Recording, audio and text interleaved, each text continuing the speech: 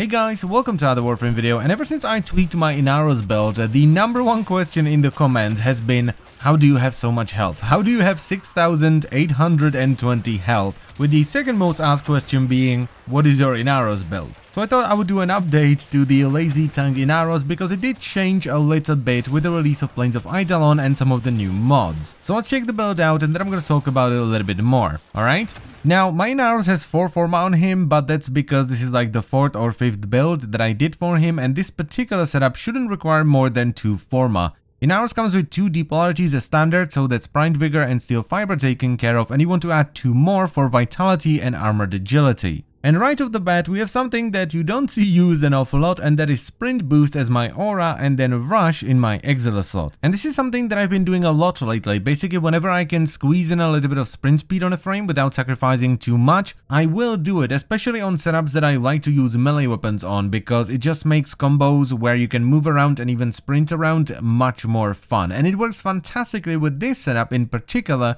because we're using 2 Gladiator mods, where the set bonus gives you a mini Blood Rush effect. We also don't need the energy from Energy Siphon because we have Hunter Adrenaline, and we can just run a dagger with Covert Lethality to one-shot enemies and heal once we get into endgame, so we don't need the armor reduction from Corrosive Projection either. And that's enough about that, so let's talk about the mods. I'm using Gladiator Resolve, Primed Vigor and Vitality. This is what gives me 6,820 health. And if you don't have Primed Vigor, it's not actually that big of a deal. You can either just use the normal version of the Vigor, or what I would probably recommend is Health Conversion, which you get from Cimaris, and this will give you even more armor. Then we have Steel Fiber, Armored Agility and Gladiator Aegis, which gives you a ton of armor and a little bit of sprint speed, so you have 600 armor before Scarab Swarm, which will give you even more armor on top of that.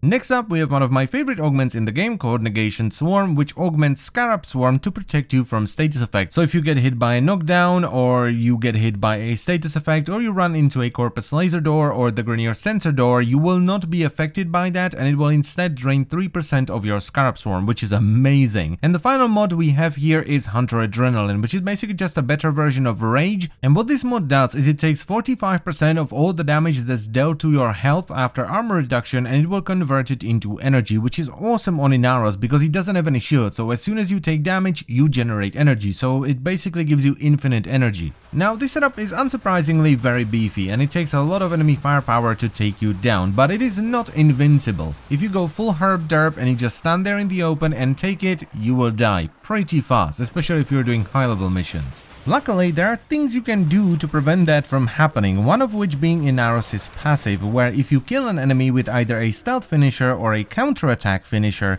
you will heal for 20% of your maximum health, which with this setup is 1,364. That is a pretty beefy heal right there, and it's absolutely fantastic because Inaros' first ability covers a pretty large area even without any range mods. It opens enemies up to finishers, and you can equip yourself with a dagger with Covert Lethality, which one-shots enemies if you perform a finisher on them. Now, you do have to hit the enemies from the front because you have to get the sand in their eyes. You are throwing sand at them at the end of the day. But it is still amazing because you can pretty much spam this thanks to the infinite energy from Hunter Adrenaline. And this is the main way in which you will sustain your health and keep yourself alive, as well as reducing the amount of damage the enemies do because they're crowd controlled. And now I also have Arcane Victory on this setup, which is an arcane that gives you a chance to heal whenever you headshot an enemy, and this also heals you for a percentage of your health, so it's pretty good.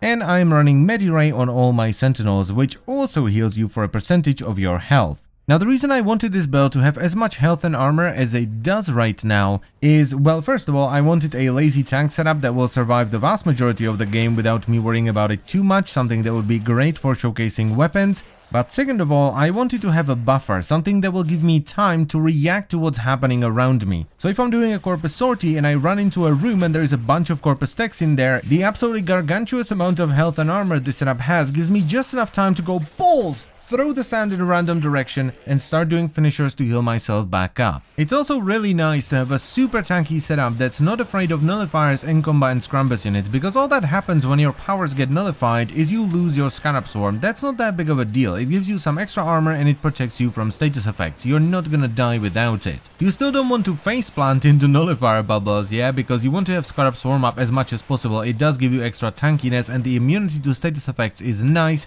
but it's not a big deal if you accidentally simply clip one or one jumps on top of you. And that's pretty much all I can say about this setup. It is a super tanky and somewhat lazy setup if you're not going for high level stuff.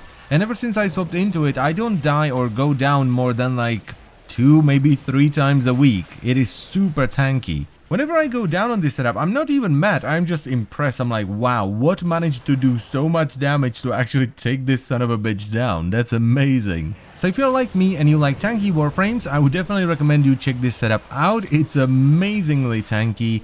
And it's a lot of fun with melee weapons, especially if you add the extra sprint speed in there. And that's pretty much it for the video, so I thank you very much for watching, as always guys, and I will see you next time. Bye bye.